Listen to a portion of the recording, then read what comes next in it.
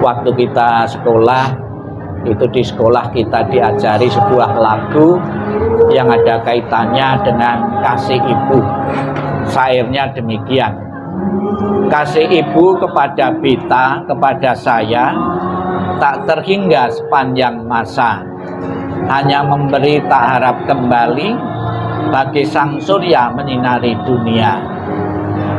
Seorang ibu tidak pernah menyodorkan pengeluaran kwitansi yang pernah dikeluarkan ketika kita masih kecil.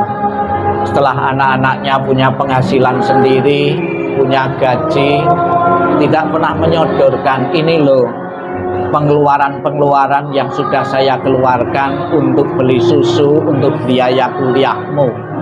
Tidak pernah seperti itu. Kasih ibu hanya memberi dan tidak pernah mengharap kembali sampai kapanpun. Itulah kasih ibu yang diberikan sepenuhnya untuk kebahagiaan anak-anaknya. Sekalipun anak-anak beliau saat ini mungkin sudah tidak tergantung lagi secara ekonomi kepada seorang mama, seorang ibu, namun tetap ketika orang tua kita, ibu kita yang sudah puluhan tahun berkumpul untuk melepaskan dan merelakan begitu saja, tidak gampang, tidak mudah. Sesuatu yang sudah berkumpul sekian puluh tahun akan membentuk kemelekatan dalam batin kita, dalam pikiran kita. Kita berharap kepada orang-orang yang kita cintai, orang yang selalu dekat dengan kita, tidak boleh mati, tidak boleh meninggalkan, terutama meninggalkan untuk selama-lamanya. Kita tidak terima hal itu. Namun perlu disadari oleh keluarga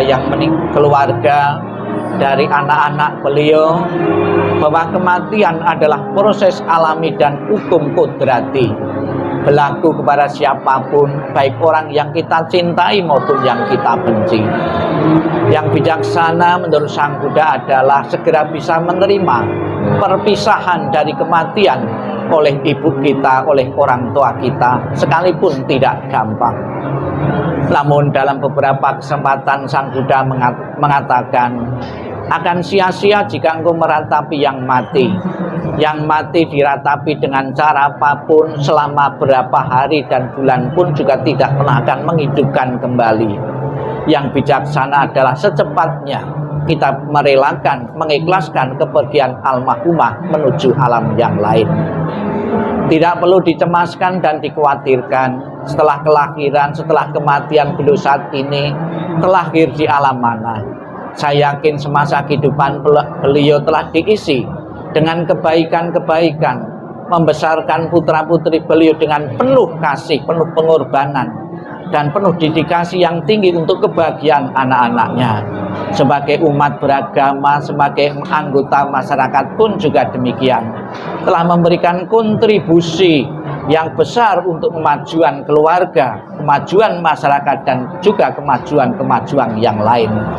Bekal kebaikan yang dikumpulkan bilulah itulah yang akan menemani, menentukan arah kelahiran berikutnya di alam-alam yang lain. Dan kita dari kemarin sampai saat ini, sampai besok, kita memohon berkah pelindungan dari Buddha Amitabha yang bertakhta sebelah barat. Kita memuji, kita mengagungkan, kita memuliakan Buddha Amitabha dan memohon berkah beliau. Di dalam janjinya beliau yang ke-18 mengatakan, barang siapa menyebut namaku, mengulang namaku dengan penuh keyakinan dan berharap untuk terlahir di alam surgaku, surga bahagiaku, surga Sukawati, maka aku menjemput arwah itu dan menempatkan di alam surga bahagiaku.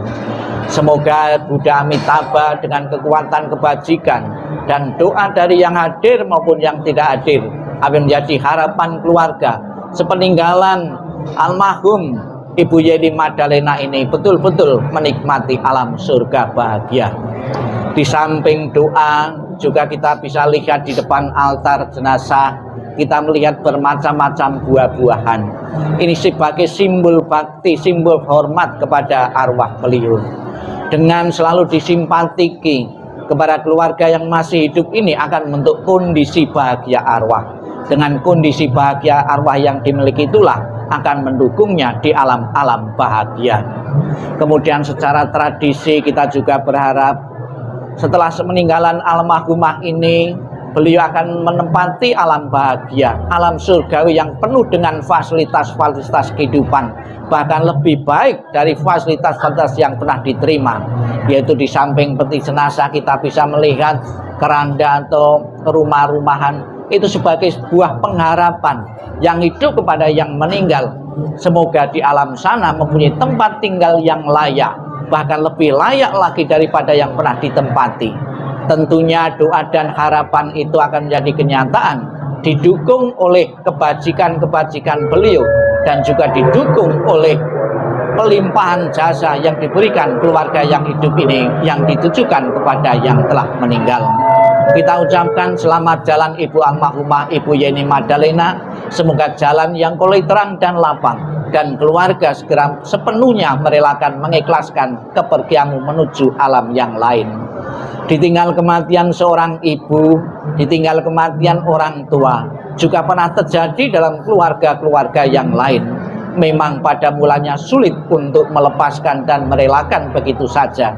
Namun melalui suatu proses dan penyadaran, semoga segera bisa menata kehidupan kembali keluarga yang ditinggalkan. Sadu, sadu, sadu.